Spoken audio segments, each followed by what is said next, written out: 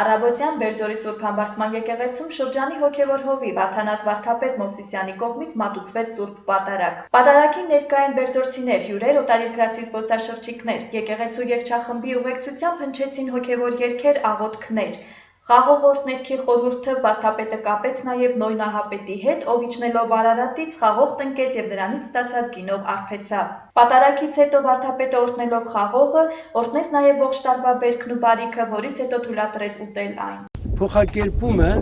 որ դա խորհրդական նշանակություն ունի եւ վերաբերում է ամբողջ մարդկությանը, եթե ով որ կարողանա մաքրագործվել, ինչպես Աստվածամայրն է, նա էլ կարող է փոխակերպել երկնային մի մարմնի, կարող է Աստծո թագավորության մեջ բնակելու տեղ ունենալ արդեն, նա էլ կարող է։ Ուրեմն պետք է ձգտենք բոլորս էլ մաքրագործվենք այն աստիճանի, որ դառնանք Աստվածամոր շնորհին արժանի։ Ներկայացնելով Աստվածածնի վերափոխման ողջ պատմությունը, Հայր Աթանասը եւս մեկ անգամ միասնության կոչ արեց։ Եվ խաղաղություն աշխարհին մեր ժողովուրդն էլ հետ միասին, որտեղ մեր խաղաղությունը կարևոր է, մեր ազգի խաղաղությունը, մեր սահմաններին ամրություն, մեր զինվորները բարի ծառայություն թող Աստված պարգևի, որպեսզի առանց փորձության ծառայեն վերադառնան իրենց ծնողների գիրկը։ Արուս Գալստյան, Զոհրաբ Բրքոյան, Օր լրատվականի համար։